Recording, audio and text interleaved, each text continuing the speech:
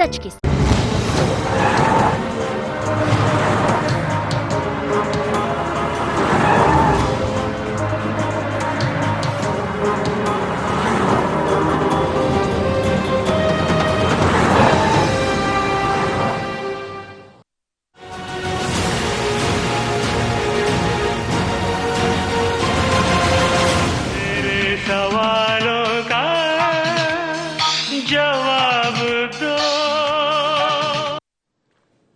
नमस्कार, IND special में आपका स्वागत है और मेरा भी आपसे यही कहना है, मेरे सवालों का जवाब दो। आपने गाने का एक हल्का सा मुखड़ा सुना होगा तो आपको लग रहा होगा कि गाने पर कुछ हो जाएगा, लेकिन गाने पर कुछ नहीं होने वाला। दरअसल विधानसभा में यह गाना खूब गूंजा। कई तरह के प्रश्न कांग्रेस की तरफ से लगाए गए, लेकिन कांग्रेस का ऐसा कहना है कि जिस प्रश्न का हम जवाब मांगते हैं, और ये बात निकल कर आई है काढ़े से, 30 करोड़ का काढ़ा गया कहां, कौन पी गया, ये सवाल उठाया था जीतू पटवारी ने। उसके बाद तमाम तरह के सवाल उठाए गए। सब में ये कहा गया 80% सवालों के जवाब में, जैसा जीतू पटवारी का कहना है कि निरुत्तर बता दिया सरकार ने अपने आप को। तो क्या ये माना जाए कि सवाल देने में निरुत्तर है सरकार या सरकार के लोग? आज विधानसभा का तीसरा दिन था और तीसरे दिन विधानसभा में कई तरह के सवाल उठाए गए और इसीलिए विधानसभा का सत्र होना बहुत जरूरी है, क्योंकि जनता के मुद्दों पर बात होती है। जनता के नाम पर जो पैसा खर्च होता है, क्या वो रियल में उस जगह उपयोग में किया जाता है, या जिस बात को कहा जाता है कि फलानी सड़क करोड़ों रुपए में बन गई, वो सड़क पर पैसे खर्च होते हैं? यही सब सवाल जवाब होते हैं विधानसभा में, जो जनता से हित के जुड़े हुए मुद्दे होते हैं। लेकिन कई बार सवाल उठाने को लेकर भी सवाल उठते रहे, पर जरा कहा क्या जीतू पटवारी ने और उस पर जवाब क्या आया सरकार की तरफ से, जो विधायक है उनका, सुन लीजिए।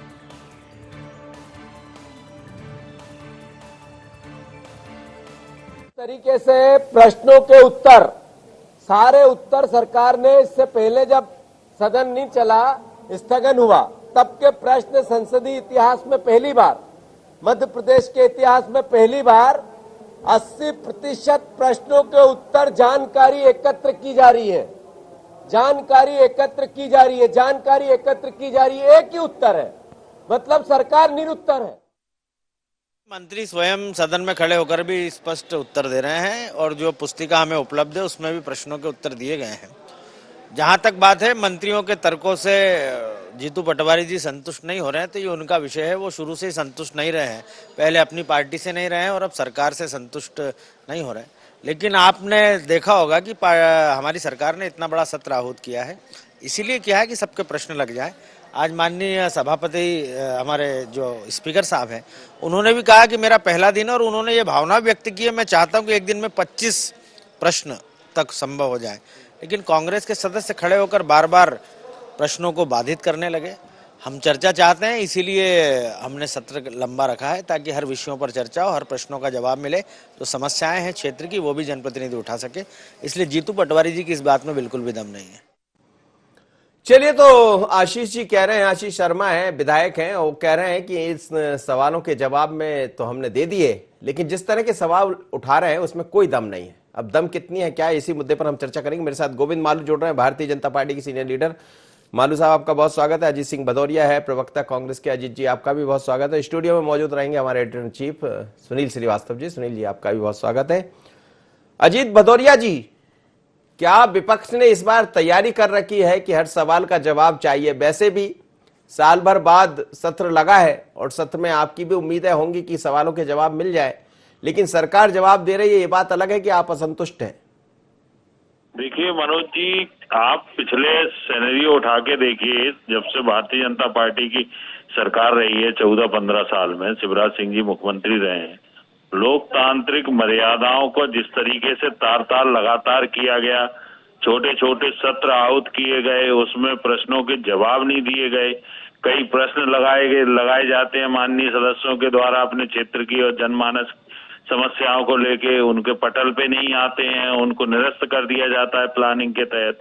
ये सब कुछ लगातार 14 से 15 वर्ष में शिवराज सिंह जी की सरकार में लगातार होता चला है। जैसे आदरणीय माननीय सदस्य जीतू पटवारी जी ने बिल्कुल स्पष्ट रूप से कहा कि 80% सवालों का यही जवाब आ रहा है कि जानकारी एकत्र की जा रही है। तो ये अपने आप में बिल्कुल स्पष्ट करता है कि ये सरकार जनमानस के हितैषी मुद्दों के लिए कितनी लापरवाह है और कितनी गैर तार्किक है सदस्यों के जिम्मेदारी के लिए।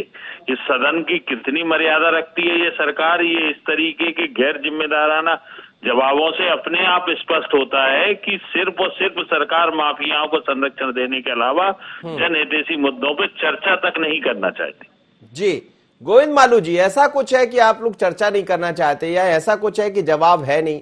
हर चीज में ये लिखा जा रहा है कि अभी तैयारी की जा रही है, जवाब मिल जाएगा, तो कब तक इंतजार करेंगे लोग? वैसे भी 1 साल बाद तो विधानसभा शुरू हुई है।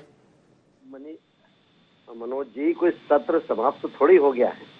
यदि विधानसभा में प्रश्न आए और सरकार ने कहा है तो जवाब तो दिया जाएगा।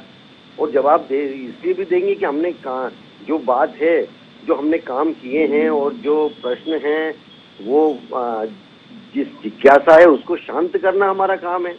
हम कोई इनके जैसा फर्जीवाड़ा नहीं करते हैं, ना हमने कोई किसी राशि का गबन किया है, ना हमने कोई अफरा तफरी की। नहीं, आपने बिल्कुल कुछ नहीं किया। आपने 30 करोड़ का काड़े का हिसाब मांगा, आपने हिसाब दे दिया कि 30 करोड़ खर्च हो गए काड़े पर। जी हाँ, मैं यही कह रहा हूँ। अरे इनको ये पता नहीं है 30 करोड़ का काड़ा, और मध्य प्रदेश की पॉपुलेशन कितनी है? 7.5 करोड़। मध्य प्रदेश की पॉपुलेशन 7.5 करोड़ है। और कितने दिन तक ये चला कोविड, और इनको मालूम नहीं कैसा सिस्टम बनाया गया था काड़े बांटने का। इनको पहले सिस्टम का पता कर लें, उसके बाद प्रश्न लगाएं। सिस्टम ये था कि जो आदमी काड़ा बांटेगा उसकी पूरी ट्रैकिंग, उसको मोबाइल से ऑनलाइन, एक भी काड़े का पैकेट इधर उधर जो गया है वो जनता के पास गया है और उसकी पूरी मॉनिटरिंग हुई है। ये कोई अफरा तफरी का सवाल ही नहीं है। और पैकेट बने हैं, पैकेट बटे हैं कितने, हमें मालूम है कि आप जनता से पूछिए जाकर। आप भी अपने रिपोर्टर को भेजिए कि भाई काड़ा मिला कि नहीं आपको, जहाँ पर ऐसी। अब ये मत करवाइए गोविंद मालू जी, नहीं तो गड़बड़ हो जाएगा। नहीं, गड़बड़ कुछ नहीं होगा। कई जगह नहीं मिला। क्या ऐसा मत कहिए। हमारे स्टाफ में हमने पूछ लिया कई लोगों से कि क्यों साहब आपके घर कोई आया था काड़ा देने, और उनका नहीं आया साहब। आपके यहाँ आया था, बोले नहीं आया। तो मैंने कहा नहीं, हमारे यहाँ तो आया था। वो बात अलग कि सबको पता हो कि इनके यहाँ दे दो तो पूरे स्टाफ को पता लग जाए काड़ा मिल गया, लेकिन सच्चाई ये भी है। जी अपनी बात पूरी कीजिए। एक एक आदमी को बटे, यानी जहाँ पर कंटोनमेंट एरिया है वहाँ पर बटा, जहाँ बुजुर्ग लोग थे वहाँ पर बटा, जहाँ पर बस्तियां थी वहाँ पर बटा। इन मध्य प्रदेश की इतनी बड़ी आबादी 7.5 करोड़ जनता को तो नहीं, लेकिन जहाँ पर जो एरिया थे वहाँ पर बटा है, और खूब बटा है काड़ा। काड़े के साथ साथ होम्योपैथी की गोलियां बटी है। त्रिकूट काड़े के साथ साथ एक और दवा थी होम्योपैथी के अलावा, वो भी बटी है। एक तेल था वो बटा, अरुण तेल। कैसी बात कर रहे हैं जनता के बीच में, जहाँ पर कंटोनमेंट, जहाँ ज्यादा कोविड का प्रभाव था। मतलब ये कहा जाए ये लोग बदनाम कर रहे हैं, जवाब तो आप दे रहे हैं। बिल्कुल बिल्कुल जी, आप बने रहिए मेरे साथ। जी सुनील जी, ये पहली दफा नहीं है। जब कभी विधानसभा का सत्र होता है दोनों तरह की बातें होती है। एक तो सवाल लगाने वालों पर भी कई बार सवाल लगे हैं, आपको याद होगा एक बड़ा मुद्दा सामने आया था जिसमें ये कहा गया था कि सवालों के नाम पर बहुत कुछ हो जाता है। हम किसी पर आरोप नहीं लगा रहे। फिर बाद में जिन्होंने जवाब दिए उसमें भी जवाब जो आए वो वैसे नहीं आए, और जवाब आए तो जवाब के बाद यथास्थिति उनकी देखी गई तो वैसे नहीं मिले। लेकिन ये बड़ा सवाल है कि 80% यदि जवाब नहीं मिलेंगे तो फिर कैसे? वैसे भी साल भर बाद ही विधानसभा शुरू हुई। देखिए मनोज जी, विधानसभा में अगर सवाल पूछा जाता है माननीय सदस्य द्वारा तो अधिकांश, क्योंकि हमने भी रिपोर्टिंग की है विधानसभा की, और उस दौरान देखा है कि जब प्रश्नकाल चलता था और प्रश्नकाल में एक दिन में 25 सवाल ही लिए जाते हैं जिनका जवाब वहां पर जो संबंधित मंत्री होते हैं वो देते हैं, तो ऐसे 25 सवाल लिखित तौर पर भी जवाब दिए जाते हैं। और प्रश्नकाल के दौरान जितने ज्यादा से ज्यादा सवालों के जवाब मंत्री द्वारा वहां दिया जा सकता है वो दिए जाते हैं। लेकिन अधिकांश समय मनोज जी हमने भी देखा है 15-17 सालों में कि लगभग कई सवालों के जवाब में यही आता है कि जानकारी एकत्रित की जा रही है, या फिर जानकारी इसमें जो है कुछ समय बाद मिल पाएगी, या पुस्तकालय में संबंधित मौजूदा दस्तावेज आपको उपलब्ध रहेंगे माननीय सदस्य को। लेकिन ये बात सच है क्योंकि ये सिर्फ बीजेपी या कांग्रेस का मुद्दा नहीं है मनोज जी, क्योंकि जवाब सिर्फ सरकार देती है, सरकार सिर्फ चेहरा होती है, जवाब तैयार करते हैं अधिकारी, और इसलिए सवाल विधानसभा सत्र शुरू होने के पहले विधायकों के मंगा लिए जाते हैं, और इसलिए मंगा लिए जाते हैं कि उनका प्रॉपर तरीके से जवाब दिया जा सके विभागों द्वारा। लेकिन कई बार विभाग के जो अधिकारी होते हैं वो मंत्रियों को भी मिसगाइड करते हैं, और कई बार इसमें ही मंत्री, क्योंकि जवाब तो विधानसभा में मंत्री को देना है, अधिकारी को देना नहीं है, गड़बड़ी अधिकारी ने की होगी अगर, तो भी मंत्री कहीं ना कहीं उसमें लिख दिया जाता है कि इस मामले की जानकारी एकत्रित की जा रही है। कई बार तो मनोज जी ऐसा भी हुआ है, चाहे हम गौड़ साहब की बात करें, गौड़ साहब जब मंत्री नहीं थे, विधायक थे, तो कई बार गौड़ साहब ने भी अपनी सरकार को घेरा है, सवाल उठाए हैं, और उनके सवालों के जवाब में भी लिख दिया गया कि एक जानकारी एकत्रित की जा रही। लेकिन मनोज जी, हास्यास्पद बात यह भी है, एक गंभीरता के साथ साथ हास्यास्पद यह भी लगता है कि जहां एक तरफ जीतू पटवारी कह रहे हैं कि उनको सवालों के जवाब नहीं दिए जा रहे, वहीं बीजेपी के विधायक यशपाल सिंह सिसोदिया ने एक सवाल लगाया पीडब्ल्यूडी का, और उनको 10 से 15 किलो का एक बंडल उनके घर पहुंचा दिया जाता है कि इसको अध्ययन कर लीजिए और ये सवाल का जवाब है। तो ऐसी पहली बार सिचुएशन नहीं बनी। आपको भी याद होगा मनोज जी, जब चौधरी राकेश सिंह यहां पर विधायक हुआ करते थे कांग्रेस के, उन्होंने भी एक बार विधानसभा में सवाल लगाया था, तो विधानसभा में माननीय मंत्री जी ने जवाब स्वरूप उनके यहाँ एक जो ऑटो होता, ऑटो भर के पहुंचा दिया था, कागज पहुंचा दिए थे, लगभग 50 से 55 हजार कागज थे, कैसे अध्ययन करेगा। तो ये इस सिस्टम का कहीं ना कहीं लूपहोल जो होता है, अधिकारी उसका फायदा उठाते हैं, बदनाम मंत्री या सरकार होती है कि जवाब नहीं दे पा रही। लेकिन अधिकांशतः सरकार को भी चाहिए कि ऐसे अधिकारियों को टाइट करें कि तय समय में क्यों आखिर जवाब नहीं दिए जा रहे, क्योंकि विधानसभा की एक गरिमा है और वहां पर पूछा गया सवाल प्रदेश से जुड़ा हुआ होता है। बिल्कुल आप सही कह रहे हैं जी। अजीत भदौरिया जी, गरिमा दोनों तरफ से बनाई जाती है, सवाल पूछने की भी अपनी गरिमा है और जवाब देने की भी अपनी गरिमा है, दोनों ने अपनी गरिमा कहीं ना कहीं दरकिनार की है। पर यह बड़ा सवाल जरूर है कि जो सवाल आप पूछ रहे हैं उससे ये लग रहा है कि विपक्ष अपनी एक अलग तरह की तैयारी में है। देखिए आदरणीय मनोज जी, मैं आपकी बात से और आदरणीय सुनील श्रीवास्तव जी की बात से शब्दशः सहमत हूँ। सुनील जी ने जो व्याख्या की है वो वास्तव में असली लोकतंत्र और सदन की क्या व्याख्या होती है, क्या जिम्मेदारी रहती है सदस्यों की, अधिकारियों की क्या जिम्मेदारी रहती है, उसको बिल्कुल स्पष्ट कर दिया। परंतु अधिकारी अगर देखा जाए, अधिकारी लापरवाह है, इस तरीके का लापरवाह पूर्ण जवाब दे रहे हैं माननीय सदस्यों को, तो इसमें कहीं ना कहीं सरकार का परोक्ष अपरोक्ष रूप से सरकार की सह है। सरकार भी चाहती है कि मुद्दों को दबाया जाए, मुद्दे उखड़ के बाहर ना आए, उनके जवाब ना प्रस्तुत किए जाए। तो ये सब चीजें सरकार अपने आप में करवा रही है अधिकारियों के माध्यम से। नहीं तो एक समय वो भी था आदरणीय मनोज जी की अधिकारी अगर जवाब देने में जरा भी लेट हो जाते थे सवाल का, या वो एक लाइन भी सही नहीं है उसकी, तो तत्काल उन पर कार्रवाई होती थी, निलंबन की कार्रवाई होती थी अधिकारियों पर, बड़े से बड़े अधिकारियों पर विधानसभा का जवाब सही तरीके से प्रस्तुत न करने पर कार्रवाई। और आज देखिए, आज हास्यास्पद बना दिया है। अब विपक्ष तो अपनी जिम्मेदारियों का निर्वहन करती चली आई है और करती रहेगी भविष्य में भी, तो इसलिए लोकतांत्रिक परंपराओं का तो निर्वहन होना चाहिए। एक माननीय सदस्य की जो गरिमा होती है और विधानसभा का जो विधानसभा से पूरी मध्य प्रदेश की 7.25 करोड़ जनता को, जनमानस को जो अपेक्षाएं होती हैं कि भाई हमारे यहाँ ये काम हो गया या ये काम नहीं हुआ है, माननीय सदस्य को भी होता है कि हमारे क्षेत्र में ये काम नहीं हुआ। इसमें भी दो बातें नजर आई अजीत भदौरिया जी। एक तरफ जीतू पटवारी कह रहे हैं कि 80% सवालों का जवाब नहीं है, दूसरी तरफ उन्होंने ही पूछा कि काढ़ा कितना दिया गया, किस फर्म से दिया गया, जवाब उनको मिल गया। उसमें जवाब आया कि 30 करोड़ से ज्यादा रुपए खर्च हो गए। अब खर्च हुए कहां हुए ये आप लोग का मैटर है, लेकिन जवाब तो आया। दूसरा जवाब ये भी मिल रहा है, मतलब कि कहीं ना कहीं जवाब तो दिया है विधानसभा की तरफ से, फिर सवाल किस बात? मैंने वो जीतू पटवारी जी का प्रश्न पूछा, देखा है, पढ़ा है, उसमें उन्होंने विस्तृत जानकारी मांगी थी काढ़े के संदर्भ को लेके। अब इस तरीके से कि 30 करोड़ रुपए खर्च हो गए, 30 करोड़ रुपए खर्च हो गए भाई, तो ये तो गैर जिम्मेदाराना बात हुई ना। आप ये तो सदन के प्रति आपकी गैर जिम्मेदाराना रवैया अपने आप बताता है। मंत्री की सह पे अधिकारी जब इस तरीके का जवाब प्रस्तुत करते हैं, और जिम्मेदार तो मंत्री है सदन के अंदर, अधिकारी थोड़े ही ना है।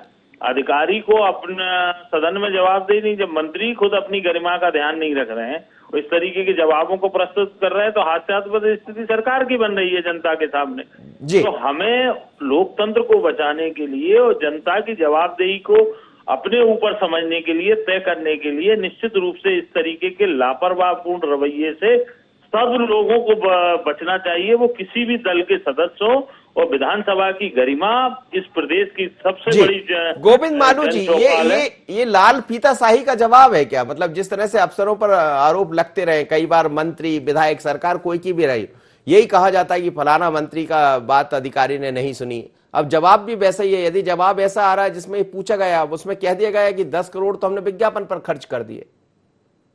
देखिए मनोज जी, जवाब जैसा सवाल होगा वैसा जवाब मिलेगा।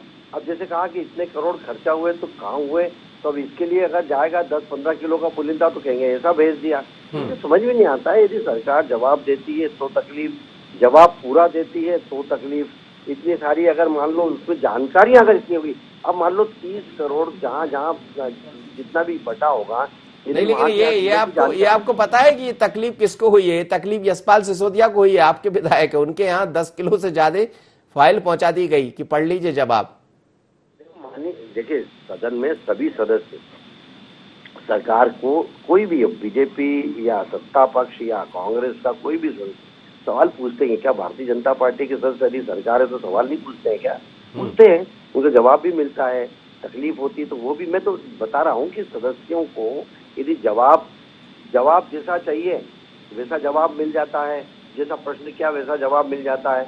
अब आप कह रहे हैं कि अगर वो जवाब पूरा नहीं मिला, अगर वो पूछते कि कहाँ कहाँ बटा, इसका जवाब देना है तो पुलिंदा ही आएगा उसके लिए। तो उसके लिए कोई छोड़े, एक लाइन का जवाब थोड़ी होता है, एक पेज का जवाब थोड़ी होता है कि यहाँ फिर हम बताएंगे कि इंदौर जिले में इतना बटा या खंडवा में इतना बटा, तो कहेंगे वहाँ कहाँ बट। कम से कम इंदौर वाला पुलिंदा तो दिलवाई दीजिए। जीतू इंदौर के हैं, बाकी मत दीजिए। इसका पुलिंदा तो दिलवा दीजिए, कहाँ कहाँ बटा तो वो देख ले और ये कह पाए कांग्रेस की हाँ इस जगह बट गया था।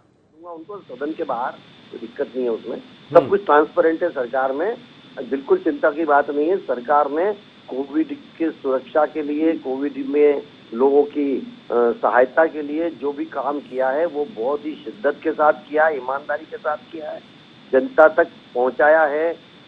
सब अन्न भी और खाद्यान्न भी और दवाइयाँ भी और स्वास्थ्य सेवा सुविधा भी। तो ये माना जाए कि जो विधानसभा भी चल रही है, जब तक चलती रहेगी तब तक सारे जवाब मिल जाएंगे, ये जो आरोप है वो निराधार साबित हो जाएगा। करते हैं उसको इंगित किया जाता है, उन्हें निलंबित भी किया जाता है, उन पर कार्रवाई भी की जाती है। जी सुनील जी, ये जवाब जैसा हम कह रहे हैं, यदि जवाब मांगते तो बड़ा जवाब मिल जाता है। जवाब का अध्ययन करना बड़ा मुश्किल होता है, और फिर जवाब यदि मिल भी गया है तो फिर भी सवाल है। ये सवाल और जवाब का सिलसिला चलता रहेगा। लेकिन क्या आपको लग रहा है इस बार, जैसे आज वॉकआउट किया कांग्रेस ने एक मुद्दे पर पेट्रोल डीजल को लेकर, क्या कांग्रेस अलग तरह की तैयारी में? क्योंकि सदन से पहले एक मीटिंग हुई, मीटिंग में यही कहा गया था कमलनाथ जी की तरफ से कि सरकार को घेरिए, कहाँ कितना आपदा को अवसर में बदला गया ये भी देख लीजिए, और कहाँ अफसर ने अवसर का लाभ उठा लिया ये भी देख लीजिए। और हमें लग रहा है जिस तरह के आज क्वेश्चन लगाए गए, आप देखिए एक सोम डिस्टिलरी का मामला आया, दूसरा ये मामला आया जिसमें सोम डिस्टिलरी में ये कहा गया कि बाहर की तरफ जो बनाया गया था सिस्टम है वो पूरा तरीके से अवैध था, लेकिन उस पर 1 लाख रुपए का जुर्माना हुआ, जवाब भी दिया।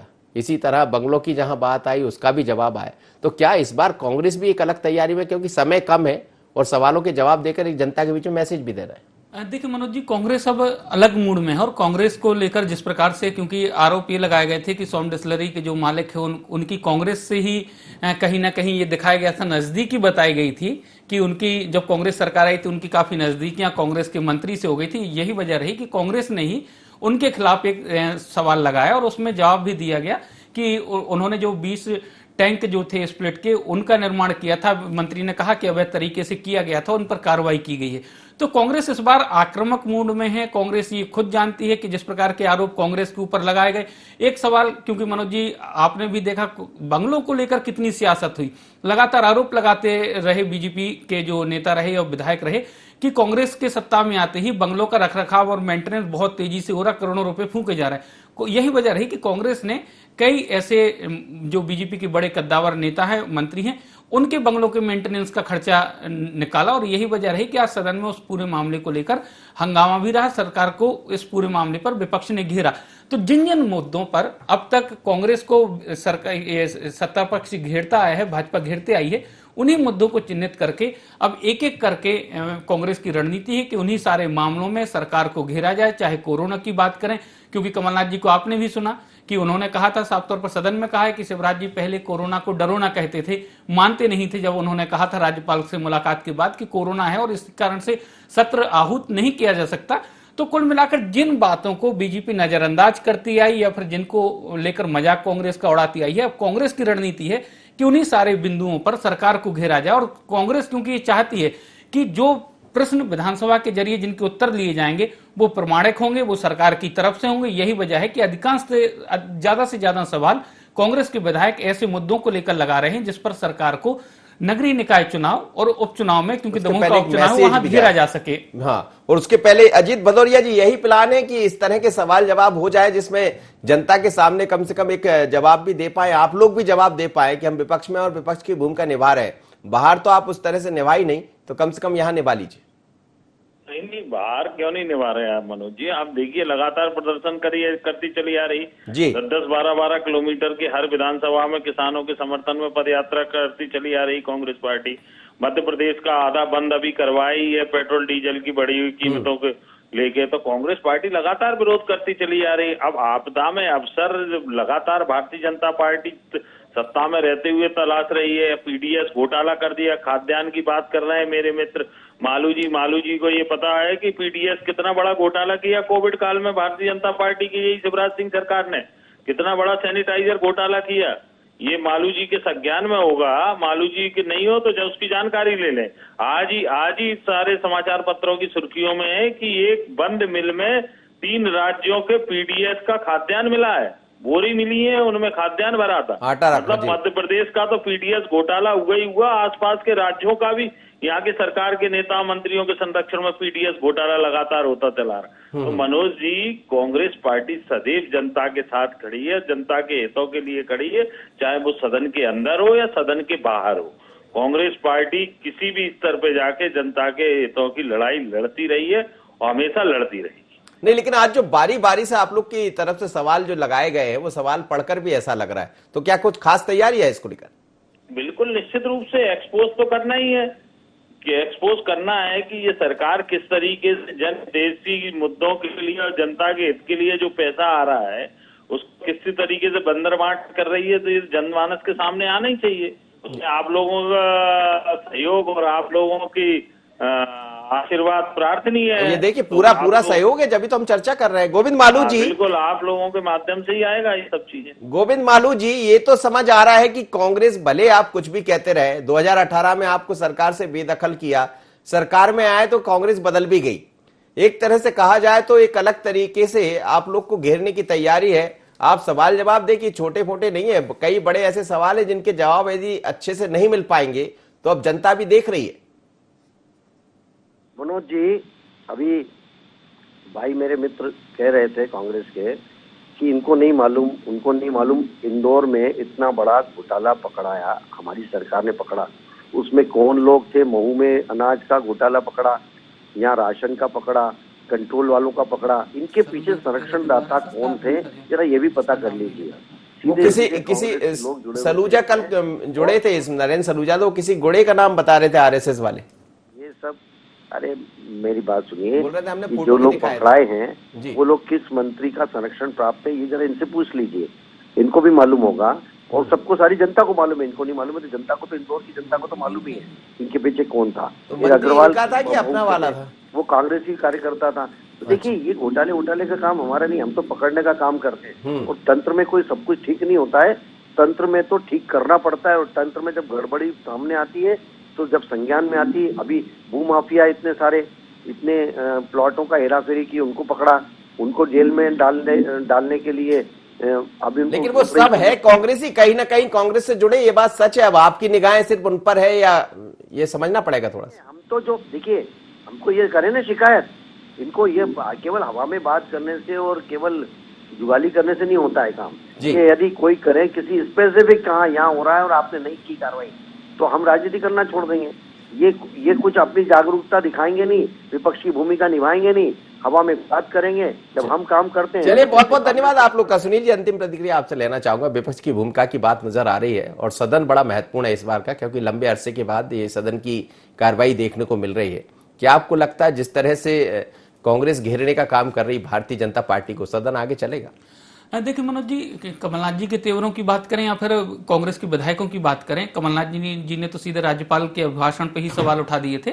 और उसके बाद विधायकों की बात करें, चाहे गोविंद सिंह की बात करें या सज्जन वर्मा की, जीतू पटवारी के, सभी ने ऐसे सवाल लगाए हैं। चाहे किसान कर्ज माफी को लेकर सवाल हो, चाहे कोरोना काल में किस प्रकार की राहत और रियायत सरकार ने दी है, उनको लेकर कितने खर्चे हुए हैं, हॉस्पिटल्स में जो सरकार ने चिन्हित अस्पताल किए थे जिनमें कोरोना मरीज अपना इलाज करा सकते थे, उनमें मरीजों की सुविधाओं पर कितना खर्च सरकार ने किया है प्रत्येक मरीज। तो इस प्रकार के कई सारे मनोज जी महत्वपूर्ण प्रश्न सरकार के लिए लगाए गए हैं कांग्रेस की तरफ से, जिनका जवाब अगर सरकार विधानसभा में देती है तो कांग्रेस आने वाले चुनावों में उन सभी चीजों को मुद्दा बनाएगी और बताएगी कि किस प्रकार से इन पूरे मामलों को लेकर घपले या घोटाले हुए हैं। तो कांग्रेस की यही तैयारी है कि जितना ज्यादा से ज्यादा विधानसभा में सवालों के जवाब मिल जाए तो सरकार को सदन में तो घेरेगी कांग्रेस, सड़क पे भी घेरने का मौका कांग्रेस को मिल जाएगा इसको। बिल्कुल, और मुझे लग रहा है, बहुत धन्यवाद आप जुड़े मेरे साथ तीनों मेहमानों का। लेकिन सवालों का यदि जवाब मिलता है तो ये जवाब सड़क पर पहुंचेंगे, क्योंकि सामने नगरीय निकाय के चुनाव है। 2023-24 की तरफ भी दोनों पार्टियां बढ़ने की बात कर रही है,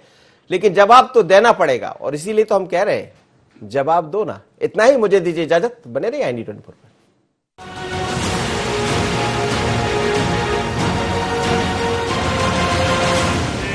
सवालों का जवाब दो।